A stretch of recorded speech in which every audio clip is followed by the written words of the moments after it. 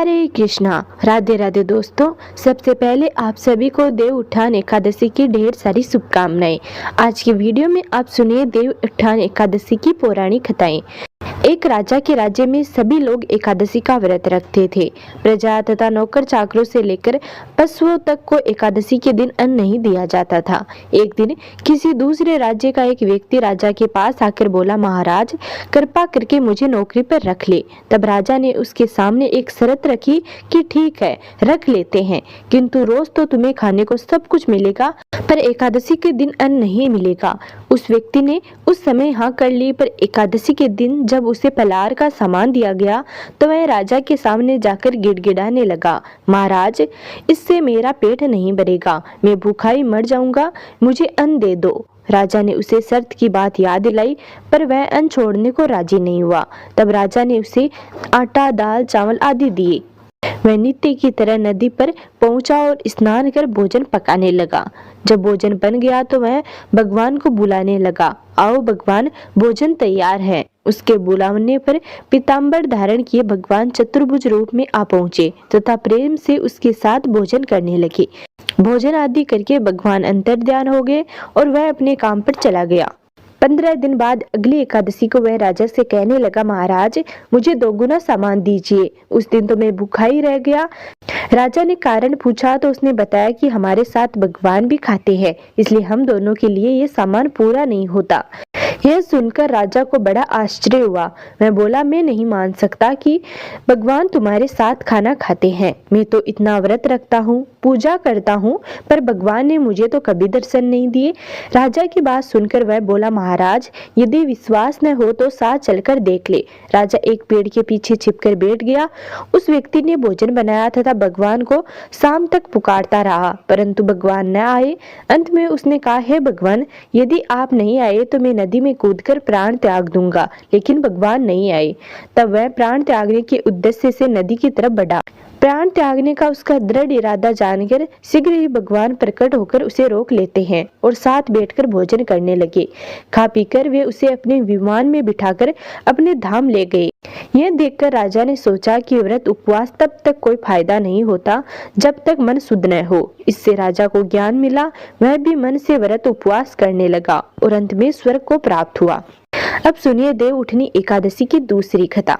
एक राजा था, उसके राज्य में सारी प्रजा सुखपूर्वक रहती थी। एकादशी के दिन वहां पर कोई भी अन्न नहीं बेचता था और न ही खाता था, सभी फलाहार करते थे। एक बार भगवान ने राजा की परीक्षा लेनी चाहिए। भगवान ने एक सुंदरी का रूप धारण किया तथा सड़क पर बैठ गए। तभी राजा उधर से निकला और सुंदरी को देखकर चकित रह गया। उसने पूछा, हे सुंदरी तुम कौन हो और इस तरह यहाँ क्यों बैठी हो? तब सुंदर स्त्री बने भगवान बोले, मैं निराश्रिता हूँ, नगर में मेरा कोई जाना पहचाना नहीं है, किससे सहायता मांगू? राजा उसके रूप पर मोहित हो गया था। मैं बोला, तुम मेरे महल में चलकर मेरी रानी बनकर रहो। सुंदरी बोली, मैं तुम्हारी बात मानूंगी, पर तुम्हें राज्य का अधिकार मुझे सौंपना होगा। राज्य पर मेरा पूर्ण अधिकार होगा, मैं जो भी बनाऊंगी वह तुम्हें खाना होगा। राजा उसके रूप पर मोहित था, अतः उसने उसकी सारी शर्तें स्वीकार कर ली। अगले दिन एकादशी थी। रानी ने हुक्म दिया कि बाजारों में अन्य दिनों की तरह अन्न बेचा जाए। उसने घर में मांस, मछली आदि पकाए तथा परोसकर राजा से खाने के लिए कहा।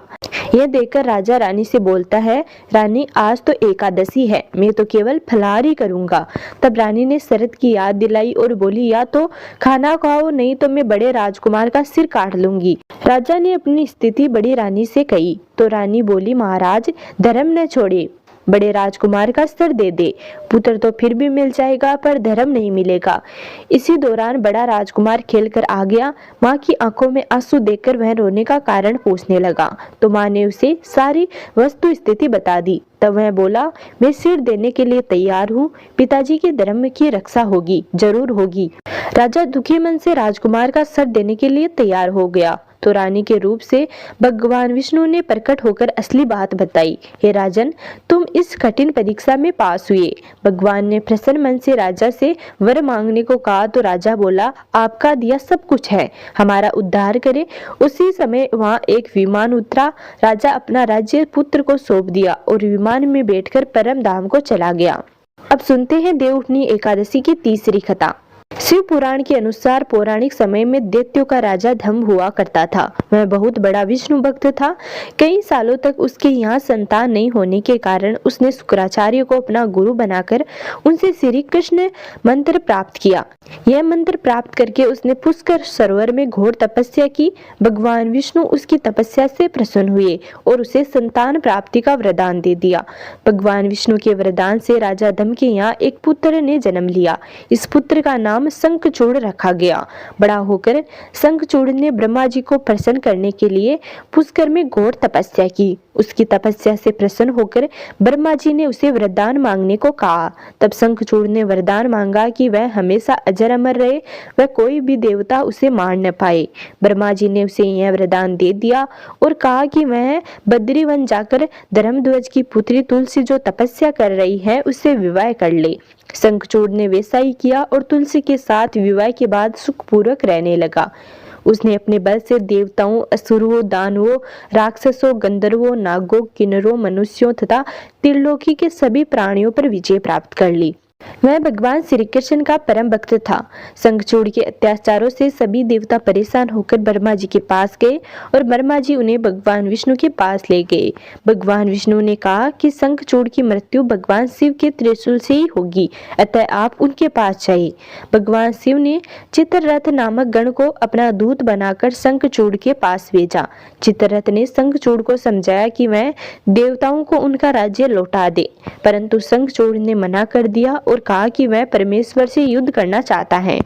भगवान शिव को जब यह बात पता चली तो वे युद्ध के लिए अपनी सेना लेकर निकल पड़े। इस तरह देवता और दानवों में घमासान युद्ध हुआ, परंतु ब्रह्मा जी के वरदान के कारण शंखचूड़ को देवता नहीं हरा पाए। भगवान शिव ने शंखचूड़ का वध करने के लिए जैसे ही अपना त्रिशूल उठाया, तभी आकाशवाणी हुई कि जब तक शंखचूड़ के हाथ में श्री हरि का कवच है और इसकी पत्नी का सतीत्व अखंडित है, तब तक इसका वध असंभव है।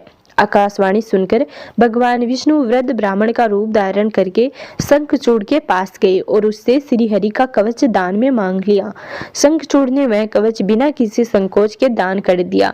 इसके बाद भगवान विष्णु शंखचूड़ का रूप बनाकर तुलसी के पास गए। शंखचूड़ रूपी भगवान विष्णु ने तुलसी के महल के द्वार पर जाकर अपनी विजय होने की सूचना दी। यह सुनकर तुलसी बहुत ही प्रसन्न हुई और पति रूप में आए भगवान का पूजन किया व रमन किया। ऐसा करते ही तुलसी का सतीत्व खंडित हो गया और भगवान शिव ने युद्ध में अपने त्रिशूल से शंखचूड़ का वध कर दिया। तब तुलसी को पता चला कि वे उनके पति नहीं बल्कि वे तो भगवान विष्णु है। क्रोध में आकर तुलसी ने कहा कि आपने छल पूर्वक मेरा धर्म भ्रष्ट किया है और मेरे पति को मार डाला, अतः मैं आपको श्राप देती हूँ कि आप पाषाण होकर धरती पर रहे। तब भगवान विष्णु ने कहा, देवी तुम मेरे लिए भारतवर्ष में रहकर बहुत दिनों तक तपस्या कर चुकी हो।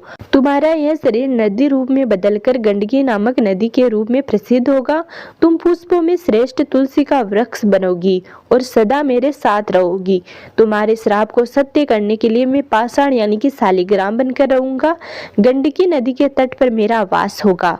देव प्रमोदिनी एकादशी के दिन भगवान शालिग्राम और तुलसी का विवाह संपन्न कर मांगलिक कार्यों का आरंभ किया जाता है। हिंदू धर्म में मान्यता है कि इस दिन तुलसी और शालिग्राम जी का विवाह कराने से अपार पुण्य की प्राप्ति होती है। तो ये थी देव उठनी एकादशी की कुछ पौराणिक कथाएं। अगर आपको हमारा यह वीडियो पसंद आया है तो प्लीज हमारे चैनल को जरूर सब्सक्राइब करें।